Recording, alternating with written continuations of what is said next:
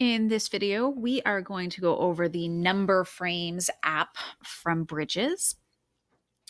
So I have this right here, and I'm going to open the web app, which just opens it right in my Chrome browser. And this is what I see and what my students will say. So the first thing that we would need to do is to choose our math frame. So if I come up here to the top left, I have an option of many different frames. So I have a 5 frame, a 10 frame, a 20 frame, and a 100 frame already built.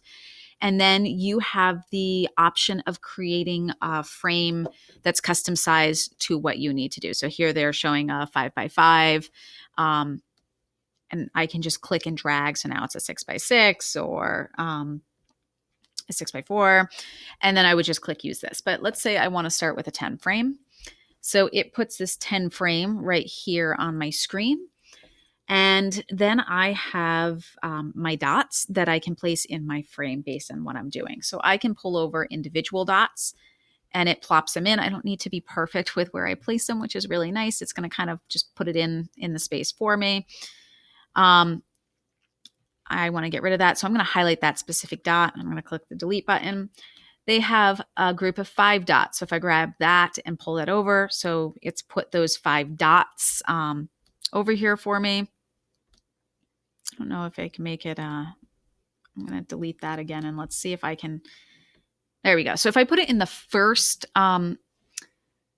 box of my 5 frame or in my 10 frame, it's then gonna put all of them after that. Whereas the first time I did this, I dragged my 5 and I hovered over the second box, and so then it put it that way for me. So if you want them to be the first 5 in a row, make sure that you put them in that first box. Now you're going to notice that as I do that, when I click one, I can just move one. So if they're all highlighted, they're all going to move. If I just want one, click off so they're not highlighted at all, then just click the one that you want to move.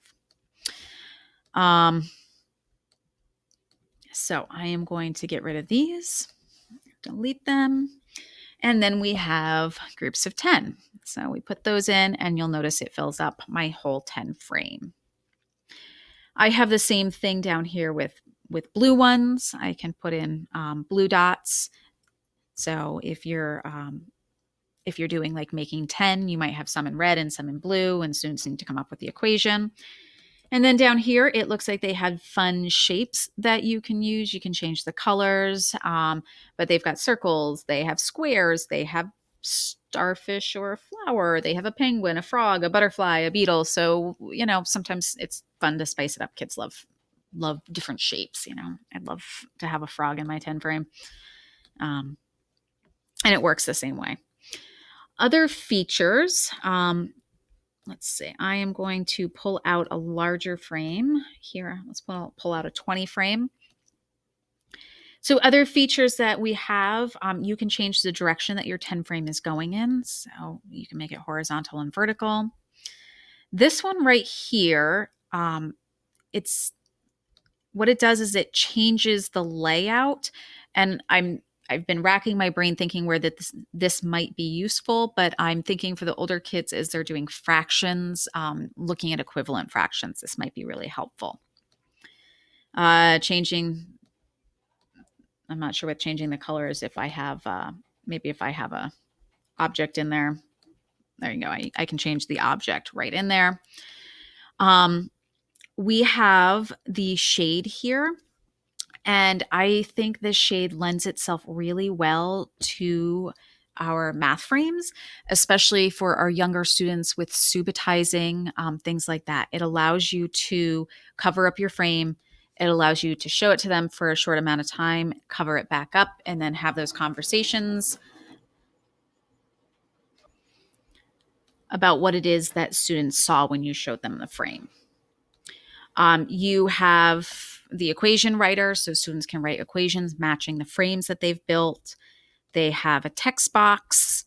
They have their pencil or pen, so they can just write on here whatever it is that they want. If you click, let's say you have one frame and you want to duplicate it, if you click on it and you click this button right here, it's going to allow you to duplicate that frame without having to recreate it.